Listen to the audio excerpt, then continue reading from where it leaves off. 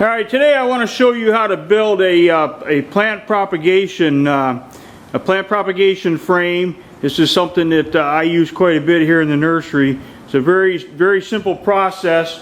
Is what you can see in the video here. I've got two frames. These are made out of 2x8 lumber. Size is irrelevant. As you can see, like this board and this board, these are used. I bought them this summer to use as cement forms to make some steps. So I'm recycling them into a plant propagation frame. This wood is not treated. Would I use treated wood for this? Yes, I would. A lot of times I don't simply because this is less expensive, and over the years I've found that so much of what I do in the nursery is kind of temporary.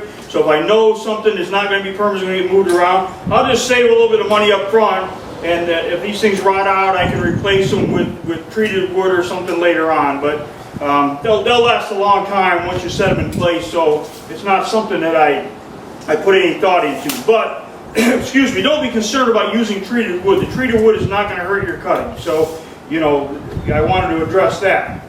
Size doesn't matter. I made these things the size that I did simply because I had these 5-foot pieces of 2x8 left, and these are 2x8s, which makes them about 7.5 inches, 7 1/4, 7.5 inches high.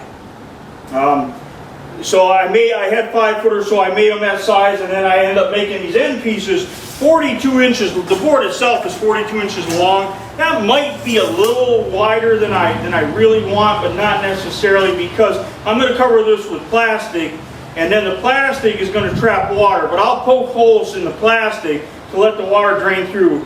You know, 36 inches might be ideal. You can make it longer, but you know what? You can make them any size you want. It doesn't matter. So basically, I just got these standing up here. I'm going to take them outside. I'm going to assemble them. So this is a frame. Mine happens to be 5 feet. That end piece is 42 inches. It's going to overlap, so the finished product will be about 38 inches or so.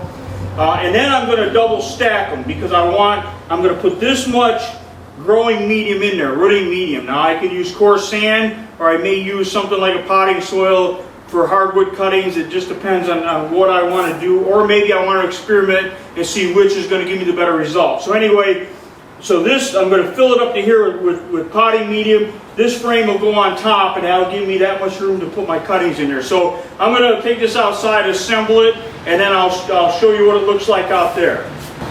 All right, now we've got this, I built the propagation box out here. I've taken my 2x8 boxes and stacked one on top of the other, put a couple nails in there just to keep it from shifting off of here. And what I'm doing now is I'm actually going to do a bit of an experiment, because what I'm going to stick in here for the most part are some hardwood cuttings of purple sand cherry, Prunus sestina, and maybe some linwood gold forsythia. So because I'm doing hardwood cuttings, we almost always, especially during the summer when we're doing softwood cuttings, I use a real coarse sand. This has got little pebbles in it because we want the water to run through it. We don't want the rooting medium to stay wet.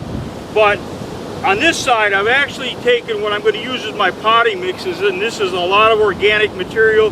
There's some leaf compost in here, decomposed bark. So I'm actually going to do a little bit of an experiment just to see which is going to work better on these hardwood cuttings. We won't know the answer until probably June or July of next summer, but none of us are going anywhere, so I'll do the experiment, and then, you know, remind me next summer and I'll tell you how this did, and we'll shoot a little video or something. But anyway, I'll update this page with the outcome of this experiment. So I got my box filled. I've got like a potting type mix on this side. I've got coarse sand on that side. Now I'm going to make a plastic cover that'll go over here. I'll paint the cover white. I've got clear plastic, and I don't want clear because the sun will shine through the clear and create a lot of heat, and could possibly make my cuttings leaf out. They're dormant right now. I want them to stay dormant until late April of next year. It's late November now. Today's the day after Thanksgiving here in Ohio, so I'm going to I'll get my cuttings in here. But anyway, I'm going to put the plastic on here, and then I'll paint it white, because the white will reflect the rays of the sun.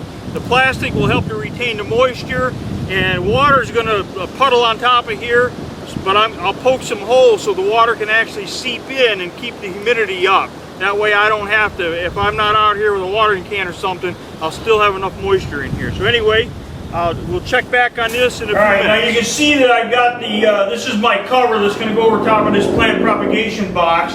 It's crude at best. I'm going to put the plastic on here, and I'm going to put some hinges.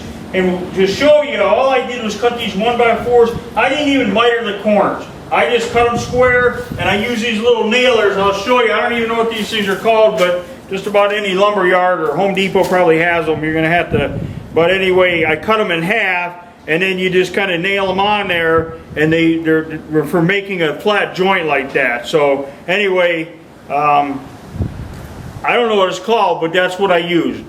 All right, thanks. All right, so I got my plastic on here, and the only thing I have left to do, I got to put a couple of hinges on here, monitor the box, and then I'm going to paint this plastic with white. I'll just use regular white latex paint. I rolled the plastic up on the ends so I could get enough thickness to hold in place, and then on the sides I put a strip of duct tape down there and then stapled through the duct tape because that gives it just a little bit more strength.